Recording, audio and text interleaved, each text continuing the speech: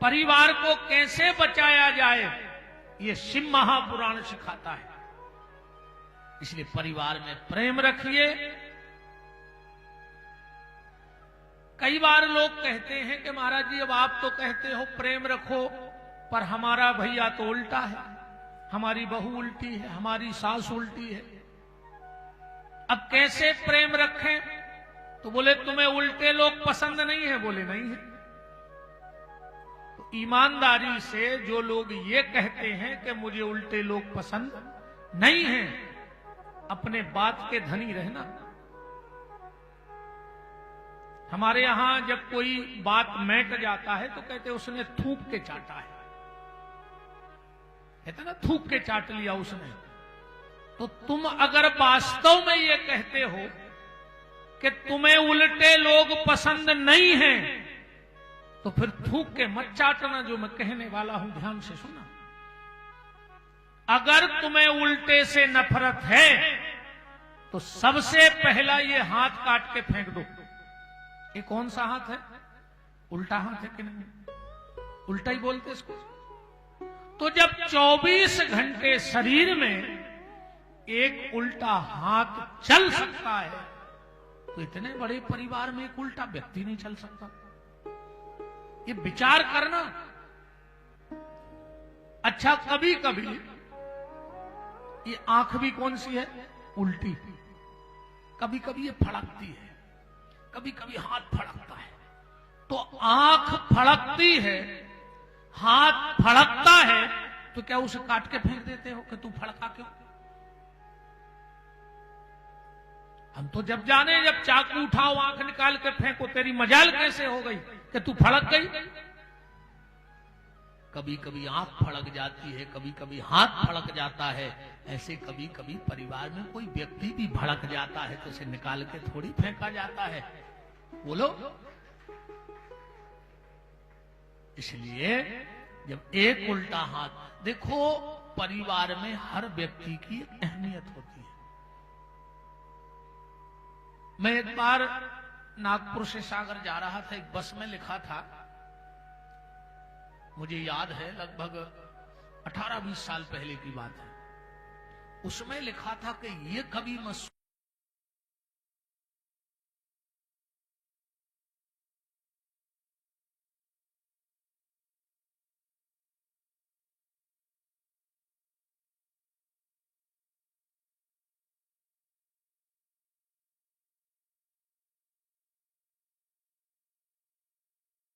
रहा है, ये सोचो ना जाने किसके भाग्य से हम कमा रहे हैं, ना जाने मेरे परिवार में ऐसा कौन सा भाग्यवान है कि जिसका भाग्य मेरे साथ जुड़ा है। सबकी अहमियत होती है। एक दिन इन पांचों में झगड़ा हो गया। ये परिवार है। इसने कहा मैं बड़े, इसने कहा मैं बड़ा, मैं बड़ा, मैं बड़ा, मैं बड़ा। पांचों में खूब झगड़ा हुआ। इसने कहा मैं सबसे बड़ा। क्यों? बोले नोट गिनने हो तो मैं, बगैर अंगूठे के गड्डी गिनी जा सकती है। किसी को घर की संपत्ति बचानी हो, कुछ ना देना हो तो मैं, ठेंगा ले लो, मैं ही संपत्ति बचाने सबसे आगे आता हूं। ये अपनी तारीफ कर रहा था। इसने कहा चुप। बोले क्यों? बोले तू इसलिए बड़ा कि तेरे बगल में मैं खड़ा। तू इसलिए बड़ा कि तेरे बगल में मैं खड़ा। इतने में ये खड़ी हो गई। बोले प्रत्यक्ष को प्रमाण की क्या जरूरत, किसी से भी पूछ लो कौन बड़ा है। इसने कहा चुप रहो, अब हम बोलेंगे। बोले क्या? बोले मैं बड़ा। बोले क्यों? बोले भगवान को टीका लगाओ मैं, गुरुजनों को तिलक लगाओ मैं, और गृहस्थी बसाओ तो मैं। वो क्या होता? वो यूनिवर्सिटी क्या कुछ सगाई वो हमसे नहीं बनेगा कहते हुए, नहीं कहते बनेगा। तो आप समझ गए। बस मुझे तो आपको समझाना है। हम तो पहले शब्द भले नहीं पर देखो, हम हैं सागर वाले, बुंदेलखंडी आदमी है। और हम लोग अपनी भाषा छोड़ते नहीं। हमारे सागर में कलकत्ता का व्यक्ति गया, मान के चलो गुप्ता जी गए गए थे ये दोनों जन, तो एक हम जैसा मिल गया कोई बगैर पढ़ा लिखा। तो उसने क्यों भैया ये सागर है? उसने कहा हाउ। हाउ माने होता हमारे यहां हाँ, हाउ माने हाँ। अब वो बेचारा कलकत्ता वाला क्या जाने कि हाउ माने हाँ। तो उसने कहा नहीं नहीं भैया, क्या यही सागर है? वो बोला हाउ। अरे नहीं नहीं भैया, इस जिले का नाम सागर है। बोले हाउ। उसने समझा ये पागल है, हाउ हाउ के अलावा कुछ जानता ही नहीं। इतने में हमारी सागर का एक पढ़ा लिखा बुंदेलखंडी टाई वाई लगाए कार से निकला। तो कलकत्ते वाले ने सोचा कि ये पढ़ा लिखा लग रहा है। बोले एक्सक्यूज मी मिस्टर। बोले हाँ। इस प्लेस का नाम क्या सागर है? बोला हाँ। उसने कहा लगता तुम ही पढ़े लिखे हो पूरे सागर में। बोले हाउ। क्योंकि वो नहीं छूटता है। तो सगाई होती है तो अंगूठी इसी उंगली में। अब ये चारों अपनी अपनी तारीफ कर रहे हैं। ये बेचारा अभी छोटा है सबसे। चारों ने कहा तुम भी बोलो। इसने कहा हम बोलेंगे तो सबका मुंह बंद हो जाएगा। बोले क्यों? बोले पैसे गिनने में तू बड़ा, इसके बगल में खड़ा तू सबसे बड़ा, तू पूजा में। और बोले तू? बोले जब भगवान के हाथ जोड़ो तो सबसे आगे मैं खड़ा। ये उंगली होती ना सबसे आगे। पर इन 5 की कीमत नहीं है। इन 5 की कीमत जब है जब मुट्ठी रहे। एक कहावत है, बंद मुट्ठी लाख की और खुल गई तो खाक की। जानते हो ये कहावत कहां से बनी है किसी को पता? कहां से कहने लगे लोग कि बंद मुट्ठी लाख की तो खुल गई तो खाक की। ये ऐसे बन गई, जल्दी सुन लो, अब मुंह में आ गया है। तो एक राजा गया मंदिर पूजा करने। पुजारी जी को 2-3 दिन पहले पता लग गया कि राजा आया है, पूजा करने आ रहा है।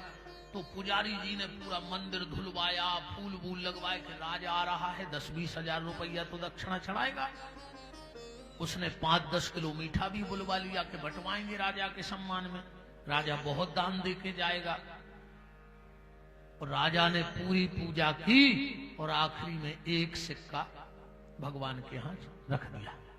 पुजारी ने कहा बताओ यार, 5,000 तो खर्च ही कर बैठे हो। और ये राजा 1 रुपया चढ़ा के चला गया। जैसे ही राजा निकला, पुजारी ने वो सिक्का उठाया, मुट्ठी बंद की और मंदिर के बाहर आ गया। बोले आज राजा ने जो मंदिर में चढ़ाया है उसकी नीलामी होगी। अब सबने सोचा यार राजा मुट्ठी में बन गया तो पैसा तो होगा नहीं, लगता एक आध मोती चढ़ा गया 10-20 हजार का। बगल में सिपाही लगा था, उसने कहा 11,000 में मैंने खरीदी। दूसरे को पता लगा, बोले मैंने 21,000 में।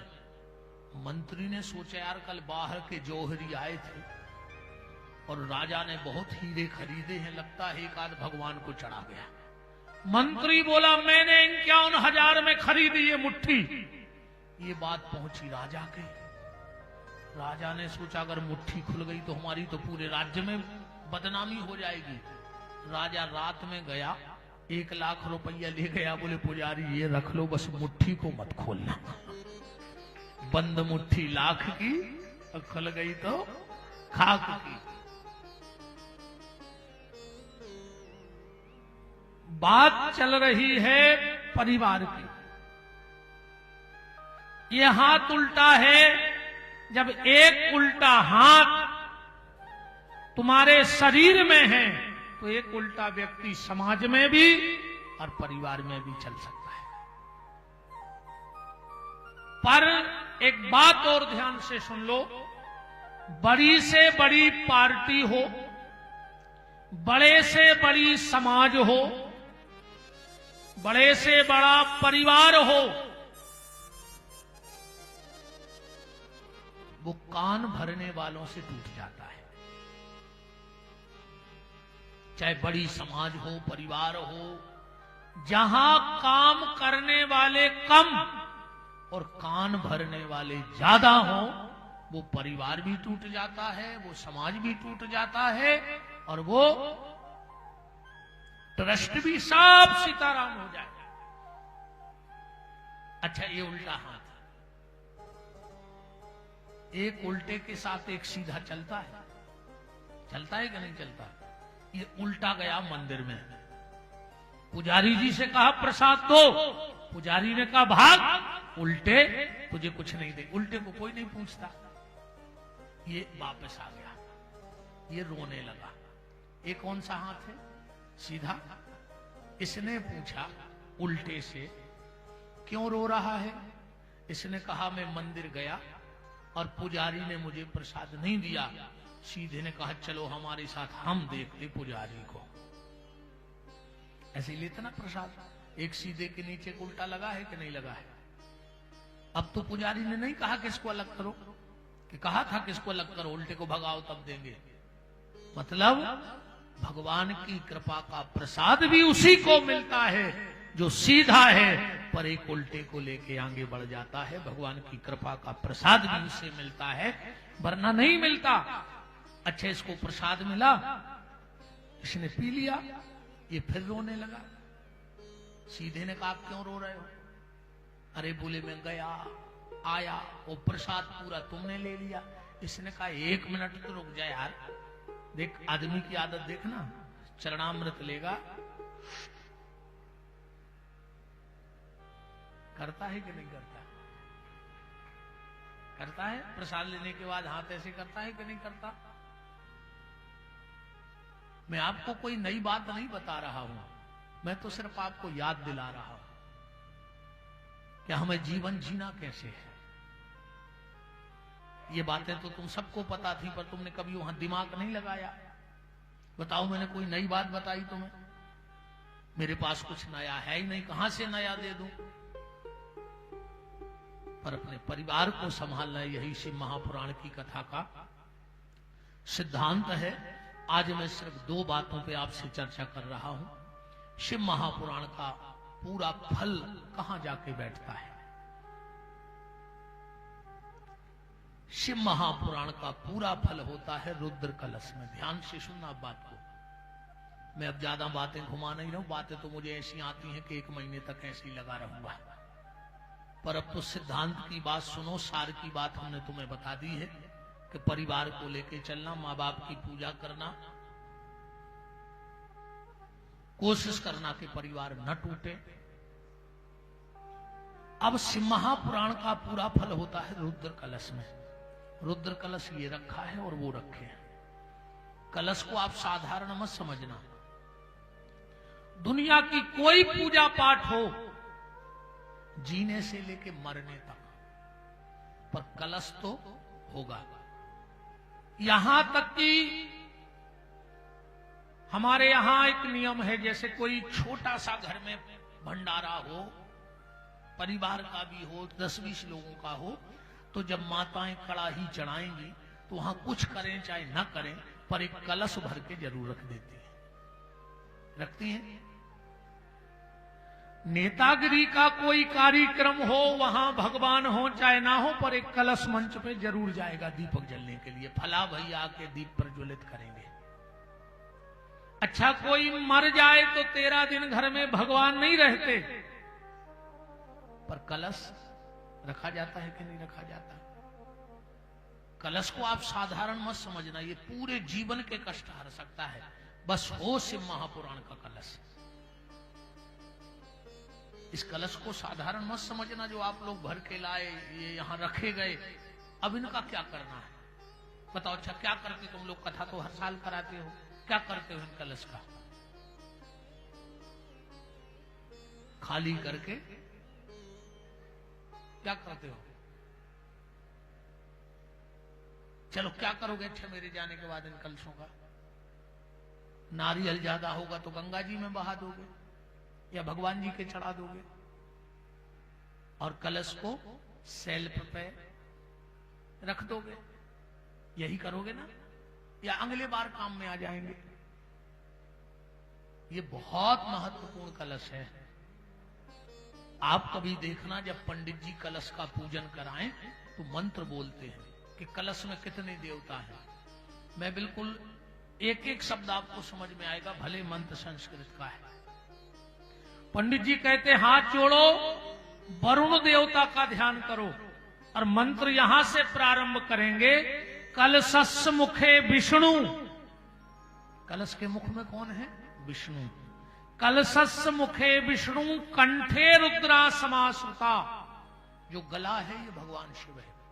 मूले त्वयि स्थितो ब्रह्मा, मध्ये मात गणा स्मृतः, कुक्षौ तु सागरा सर्व्यो, सप्तदीपो वसुंधरा, ऋग्वेदार्थ यजुर्वेदो सामवेदो अथर्वणः, अंगैच सहिता, कलशे तु समाश्रिता, अत्र गायत्री सावित्री शांति तुष्टि पुष्टि करी, तथा आयांतु देव पूजार्थम दुर्तक्षय कारकः, गंगे च यमुने चैव गोदावरी सरस्वती, नर्मदे सिंधु कावेरी जलेस्मिन् सन्निधिम्। जहां कलश स्थापन हो जाए, किसी भी पीठ को ना बना पाओ, अगर जल्दबाजी है तो आप खाली कलश में सबका पूजन कर सकते हैं। और आखिरी में जानती है कलश क्या दे सकता है आप? जब पंडित जी पूरी पूजा के बाद कहेंगे हाथ जोड़ो, वरुण देवता से ध्यान करो, तुम्हें पता नहीं पंडित जी क्या मंगवाते हैं तुमसे उस समय। तत्वा जामी ब्राह्मणा बंदमान सदा यजमानो, फिर आखिरी में पंडित जी कहेंगे सांगाय, माने मेरे परिवार का संग बना रहे, ऐसी कृपा आपकी हो। सांगाय सपरिवाराय सायुधाय, आयुध कहते हैं हथियार को, अस्त्र को। वरुण देवता की अगर कृपा हो जाए तो हमारे पूरे परिवार में कभी आयुध के द्वारा किसी की मृत्यु नहीं होती, जिसको कलश सिद्ध हो जाए। सायुधाय, ना मेरे परिवार की मृत्यु हथियार के द्वारा हो, और न मेरे परिवार के द्वारा किसी को हथियार से क्षति पहुंचे। मान के चलो हमारे घर में कोई न मरा हथियार से, और तुमने किसी को मार डाला तो भी फंस तो जाओगे, तुम्हारा भी परिवार बर्बाद हो जाएगा। सायुधाय सशक्तिकाय, हमको शक्ति प्रदान करो। शक्ति कौन सी? बल हर व्यक्ति के भीतर होना चाहिए, पर कौन सा बल? किसी को सताने का बल नहीं, चरित्र का बल, वचन का बल, विचार का बल। हम लोगों के पास विचार का बल नहीं है। ईमानदारी से बताना, आप लोग जितने लोग यहां बैठे हो, तुम सब सुधर गए हो अभी 5-10 मिनट के लिए। अभी तुम लोग सोच रहे हो कि अब हम भी परिवार से प्रेम करेंगे। सोच लिया कि नहीं सोच ले? ईमानदारी बताना। कब तक? जब तक इस पंडाल में बैठे हो तब तक। और जो लिफ्ट से नीचे गए तो चंडाल के चंडाल हो जाओगे। बुरा लग रहा है? जिन जिन को बुरा लग जाए कल से मत आना। अब तो हम जा रहे हैं, अब बुरा भी लग जाएगा, आओगे ही नहीं कल, और क्या करोगे हमारा? अभी भग नहीं सकते, जो भगेगा हम समझ जाएंगे इसको बुरा लग गया। अब कोई भगेगा भी नहीं। अभी हमारे अंदर सुंदर विचार उठते हैं, पर वो साकार नहीं हो पाते। क्यों? क्योंकि हमारे यहां विचारों का बल हमारे पास नहीं है। अच्छे विचार हर व्यक्ति के भीतर आते हैं, और बुरे विचार भी सबके भीतर आते हैं। ऐसा दुनिया में कोई पैदा नहीं हुआ जो ये कह दे कि मैं सिर्फ अच्छे विचार ही मेरे भीतर आते हैं। हर व्यक्ति के भीतर बुरे विचार भी आते हैं, अच्छे विचार भी आते हैं, पर अगर उसके पास बल है तो साकार होते हैं अच्छे विचार, और बल नहीं है तो बुरे विचार सामने आ जाते हैं। तो बल होना चाहिए, वरुण दे सकता है। सांगाय सपरिवाराय सायुधाय सशक्तिकाय, आयु करता। वरुण देवता की अगर कृपा हो जाए तो अकाल मृत्यु ना हो परिवार में।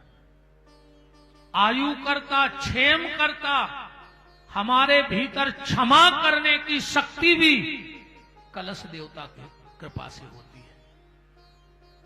सांगाय सपारिवाराय सायुधाय सशक्तिकाय, आयु करता, क्षेम करता, शांति करता, तुष्टि करता, पुष्टि करता, बरदो भव, ये कलश की प्रार्थना है। आप पढ़ सकते हैं, हमारे शास्त्री जी के ग्रंथों में लिखा हुआ है। तो इतना महत्वपूर्ण है ये कलश, हमें इसका करना क्या चाहिए। दो बातें और हमारी ध्यान से सुनो, फिर हम आपको बताते कि कलश का क्या करें। पति पत्नी के सोने वाले कमरे में कभी कलश स्थापन नहीं करना चाहिए। एक बात, कभी भी घर में उल्टा बर्तन नहीं रखना चाहिए। उल्टा बर्तन समझ गए? कई बार लोग जो बर्तन होते ना खाली, उनको उल्टा करके सेल्फ पे जमा देते हैं। गुंडी हो, छोटा सा कलश हो, कसेड़ी जिसको हम लोग बोलते हैं, अब तुम क्या बोलते हो भगवान जाने। उल्टा बर्तन रखते ना कई लोग, घर में नया बर्तन हो तो उल्टा करके रख दिया। उस घर में भयंकर राहु का प्रकोप होने लगता है। बर्तन को सीधा रखिए और कभी खाली मत रखिए। चाहे दो दो गेहूं के दाने डाल के रखो, एक एक गेहूं का दाना डाल के रखो, पर घर में बर्तन कभी खाली नहीं रखना चाहिए और उल्टा नहीं रखना चाहिए भूल करके। कलश को अगर मजबूरी है कि कमरा एक ही है तो पर्दा लगा देना चाहिए। सिर्फ पूजा के टाइम पर्दा खोलो और तुरंत पर्दा लगा दो। पहली बात तो रखो मत। अरे मजबूरी है, कमरा एक ही है, उसी में पूजन भी है, तो पर्दा लगा के रखो। इस कलश को आप लोगों ने बहुत आयोजन करे होंगे। इस कलश को घर ले जाना, इसका जो धागा लपटा है इसमें और आम का पत्ता, उसको बंधन बार बना के घर के बाहर लगा लेना। नारियल को तिजोरी में रख देना और इस कलश में गेहूं भर करके जहां भोजन बनाते हो, जिसको किचन कहते हैं, किचन का मतलब है जहां दिन भर किच किच लगी रहे, सास बहू में, पति पत्नी में, उसी का नाम तो किचन होगा।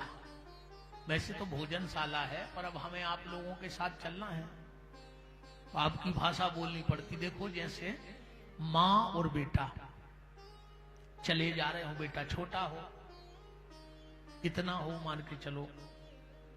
अब ऐसा नहीं कि माँ चलना नहीं जानती, माँ तो बहुत तेज चल लेती है, पर वो अपनी गति से नहीं चलेगी। किसकी गति से चलेगी? बच्चे की गति से। जितना बच्चा चलेगा वैसे ही वैसे माँ चलेगी। माँ चाहे तो दौड़ लगा ले, पर बच्चा नहीं लगा सकता।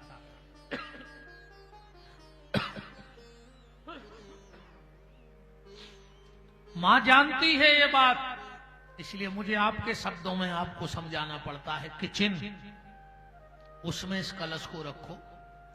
जब कभी घर में तुम्हारे फिर कोई मंगल कार्य होवे तो वो गेहूं गौ माता को डाल दो और फिर उस कलश की पूजा करवाओ। फिर जब उसमें रक्षा सूत्र पत्ता बंधे तो पुराना बहा दो गंगा जी में और नया उसका फिर बांध लो। धीरे धीरे ये कलश सिद्ध हो जाएगा। कलश बदलना नहीं चाहिए घर का। कोई भी पूजा पाठ हो, एक कलश रखो, उसी को बार बार पूजो। आपने द्रौपदी की कथा सुनी होगी। दुर्वासा ऋषि जब पहुंचे हैं तो द्रौपदी के पास एक बटलोई थी जिसमें मन मांगा चाहा भोजन निकालती रहती थी। वो द्रौपदी को कलश भगवान शंकर ने दिया था और द्रौपदी ने उस कलश को सिद्ध कर लिया था। कलश यात्रा का मतलब क्या होता है? कभी भी कहीं भी कोई महापुराण भागवत की कलश यात्रा हो, लाख काम छोड़ के जाओ, लाख काम छोड़ के जाओ। क्योंकि जो कलश यात्रा में चलता है, हनुमान जी उसे कष्ट की यात्रा कभी करने नहीं देते, उसकी यात्रा को सुंदर बना देते हैं। कलश यात्रा में जब माताएं सौभाग्य कलश लेके चलती हैं, तो एक एक कदम में उनको अश्वमेध यज्ञ का फल मिलता है। एक कदम आपने उठा के रख दिया तो एक अश्वमेध यज्ञ का फल है। इसलिए कभी भी कहीं कलश यात्रा हो, जरूर जाया करो। इस अब बहुत ध्यान से मैन बात सुनना। जब आम का पत्ता आप कलश में से निकालोगे तो उसके पत्ते तोड़ोगे तो बीच में एक लकड़ी बचेगी जिसमें पत्ते जुड़े हुए हैं, मैन है वो। उस लकड़ी की पूजा करके हल्दी चंदन चावल से और घर के दक्षिण दिशा में जाकर के उस लकड़ी को हाथ पे रख के अपने पितरों का ध्यान करके और उसी तरफ फेंक देना चाहिए। घर में कैसा भी पितर दोष क्यों ना हो, क्योंकि आम के वृक्ष की उत्पत्ति जानते कहां से है? सुनाया किसी ने कभी? कहां से आया आम का वृक्ष? बताया? ये भागवत की कथाएं हैं। बताया किसी ने? समुद्र मंथन से निकला है आम। 14 रत्न निकले थे और 14 उपरत्न निकले थे, और उन 14 उपरत्नों में एक आम है। आम फलों का राजा है और आम को एक वरदान है। कौन सा? अच्छा मान के चलो, जैसे हम आपको छेने का रसगुल्ला दें अभी और आप मुंह में चबाओ, खा लो, गुटकना नहीं, गटकना नहीं, एक अच्छी धुली प्लेट में आप उसको निकाल दो, फिर के खा सकते हो।